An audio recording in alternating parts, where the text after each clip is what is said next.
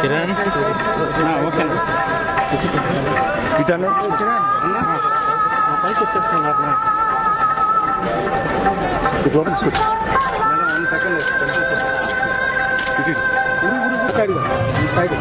వెనక్కి పోతూ ఉంటాం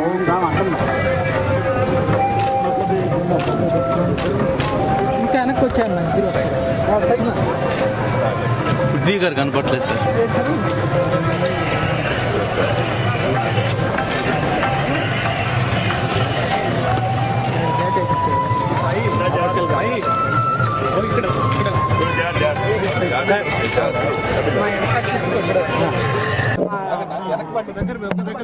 Arjun son of Vyjayanthi second song launch చేస్తాం నిన్న రాత్రి కార్యక్రమం జరిగింది, అద్భుతంగా జరిగింది.